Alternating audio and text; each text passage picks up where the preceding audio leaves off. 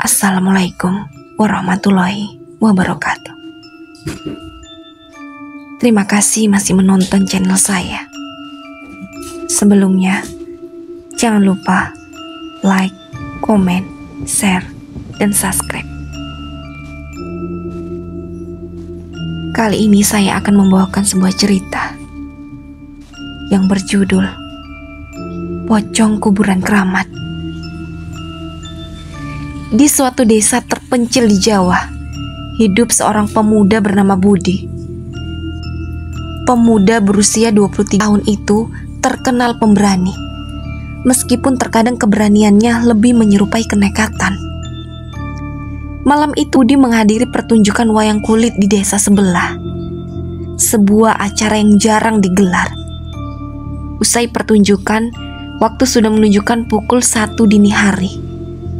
Budi yang enggan bermalam di desa itu memutuskan pulang, meskipun harus melewati jalan yang terkenal angker, melewati kuburan keramat.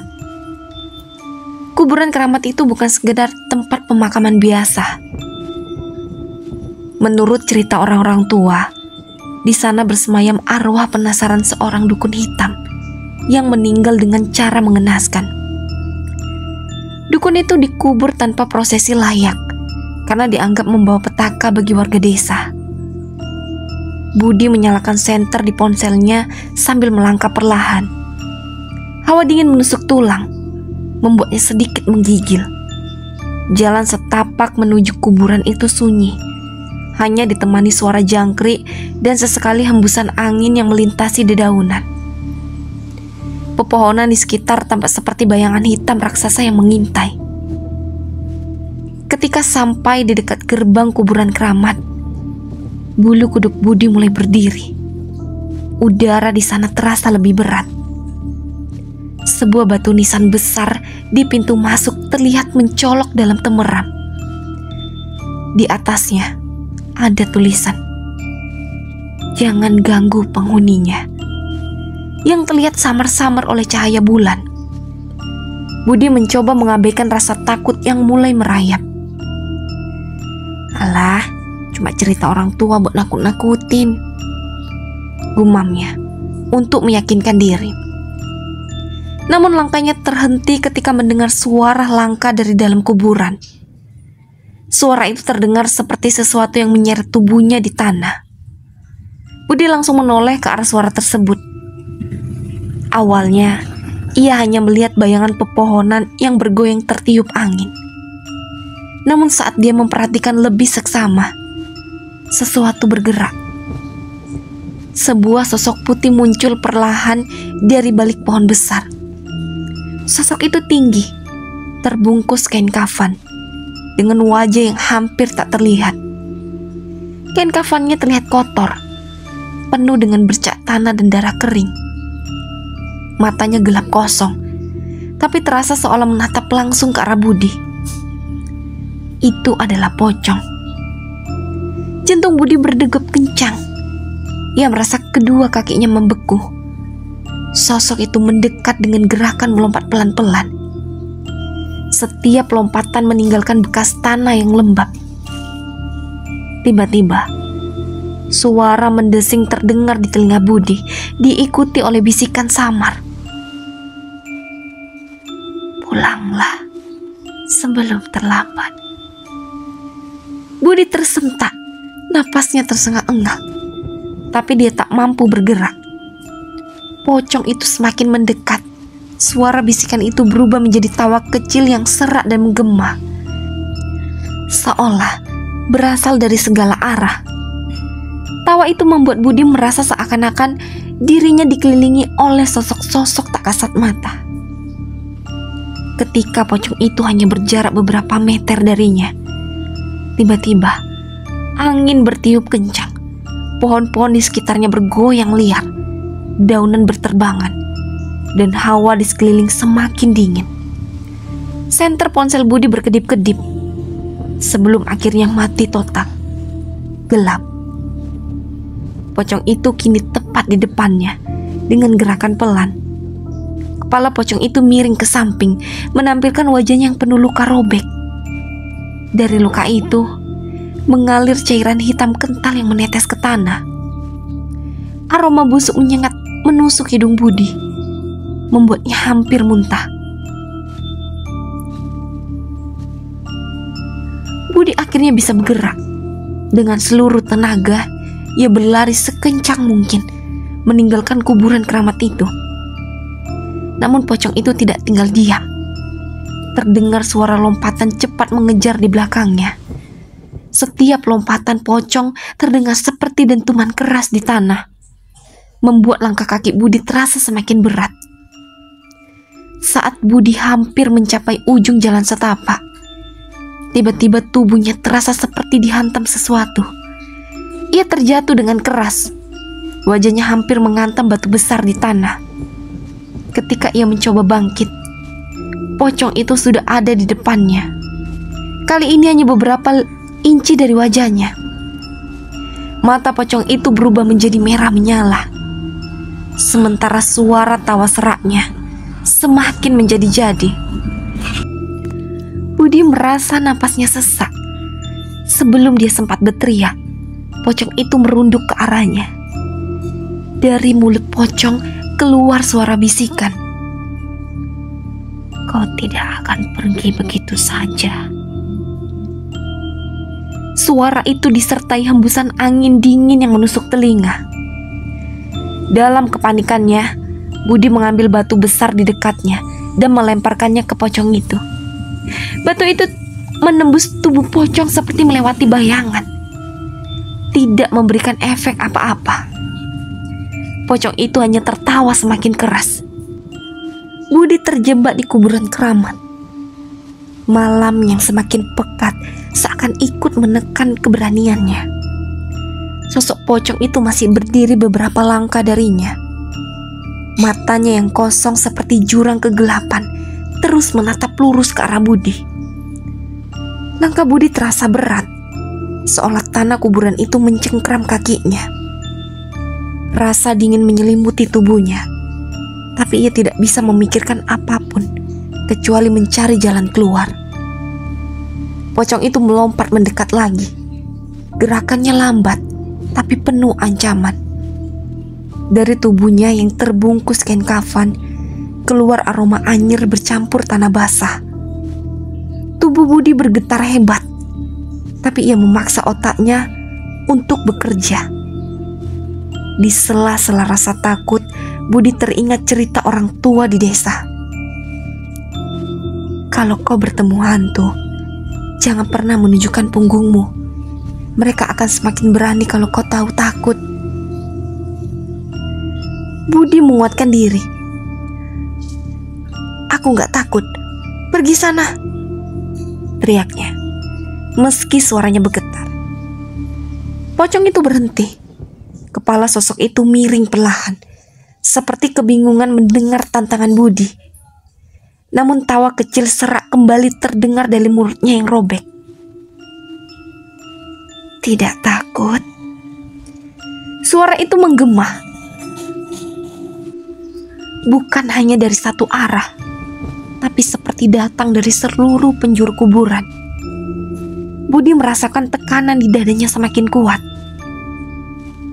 Dalam hati, ia tahu ia harus tetap melangkah keluar dari kuburan ini. Tapi setiap kali ia mencoba mundur, bayangan hitam di sudut matanya seperti bergerak. Ia menoleh, dan benar saja, kini ada lebih dari satu sosok yang tampak di antara batu-batu nisan. Bayangan-bayangan itu bukan hanya pocong. Ada sosok tinggi kurus dengan rambut panjang menjuntai ke tanah. Wajahnya tertutup rambut, berdiri kaku di samping pohon besar. Ada pula tubuh kecil menyerupai anak-anak, tapi matanya kosong, seperti boneka rusak, yang memandangi Budi tanpa berkedip. Langkah Budi terhenti lagi. Ia terkepung. Semua cerita yang dulu ia dengar tentang kuburan keramat ini ternyata benar. Tapi ini bukan saatnya untuk menyerah pada rasa takut. Ia menguatkan diri dan memutuskan untuk berjalan mundur perlahan, menjaga pandangannya tetap mengarah ke pocong dan bayangan-bayangan itu. "Jangan panik, Bud. Kau pasti bisa keluar dari sini." Ia mencoba menyemangati diri sendiri, tapi pocong itu tak membiarkannya pergi begitu saja. Tiba-tiba, suara gemuruh tanah terdengar. Budi merasakan getaran di bawah kakinya. Dari tanah kuburan, muncul tangan-tangan hitam keriput yang mencoba meraih kakinya. Tangan itu mencengkram keras, membuat Budi hampir terjatuh. Ia berusaha meronta, menendang tangan-tangan itu dengan sepatu kerasnya. Tapi cengkraman itu begitu kuat, seperti berakar di bumi. "Aku gak mau mati di sini," teriaknya. Dengan sekuat tenaga, ia menarik kakinya dan berhasil membebaskan diri. Ia berlari beberapa meter, tapi tanah kuburan terasa seperti lumpur yang mengisap langkahnya. Pocong itu kini bergerak lebih cepat, melompat dengan kecepatan yang tidak masuk akal. Dalam sekejap, sosoknya sudah berdiri di depan Budi lagi, menghadang jalan keluar. Di belakangnya, bayangan-bayangan lain mulai mendekat. Budi panik, tapi ia teringat sesuatu. Seorang kakek di desanya pernah berkata, "Mereka takut dengan doa, tapi kau harus yakin pada kata-katamu." Dengan nafas terengal-engal, Budi mulai membaca doa apa saja yang ia ingat. Ayat kursi, Al-Fatihah, bahkan zikir pendek yang diajarkan ibunya saat kecil. Awalnya pocong itu tidak bereaksi, tapi ketika Budi melafalkannya lebih lantang dan yakin, sosok itu tiba-tiba berhenti. Budi melihat peluang ini terus membaca doa dan suara lebih keras. Pocong itu mundur selangkah, tapi tawa seratnya berubah menjadi jeritan melengking yang menyakitkan telinga. Namun sebelum Budi sempat merasa lega, sesuatu yang lebih aneh terjadi. Bayangan-bayangan lain tidak terpengaruh, malah mereka semakin mendekat. Sosok wanita berambut panjang itu kini berdiri hanya beberapa meter darinya. Rambutnya menyibak perlahan, memperlihatkan wajah pucat dengan senyum mengerikan. "Doamu tidak cukup di sini," bisiknya. Budi merasa tubuhnya lemas. Ia tahu ia tidak bisa melawan semua makhluk ini sendirian. Tapi di kejauhan, ia melihat sesuatu. Sebuah pohon besar dengan dahan yang melengkung seperti pintu gerbang. Itu adalah pohon beringin yang menurut cerita penduduk desa menjadi batas terakhir wilayah keramat ini. Jika Budi berhasil melewati pohon itu, ia akan selamat. Dekat sekali, pikirnya. Tapi jarak itu terasa seperti pocong itu kembali mendekat, bersama dengan sosok wanita berambut panjang dan bayangan anak kecil. Mereka semua tampak menikmati ketakutan. Budi menguatkan hati dengan nafas tersengal. Dia mengambil segenggam tanah dari bawah kakinya dan melemparkannya ke arah pocong. "Aku tidak takut kalian," teriaknya, mencoba meniru keberanian yang dulu pernah ia tunjukkan di desa. Entah bagaimana, tindakan itu membuat makhluk-makhluk itu berhenti sejenak. Mereka terlihat ragu, memberi Budi kesempatan untuk berlari ke arah pohon beringin. Kakinya terasa berat, tapi ia memaksa diri untuk terus bergerak. Setiap langkah terasa seperti melawan gravitasi. Tapi ia tahu bahwa berhenti sama saja dengan menyerahkan diri. Saat ia semakin dekat ke pohon beringin, suara-suara di belakangnya semakin keras. Tawa, jeritan, dan bisikan bercampur menjadi satu, membanjiri pikirannya. Akhirnya, ia sampai di bawah pohon beringin.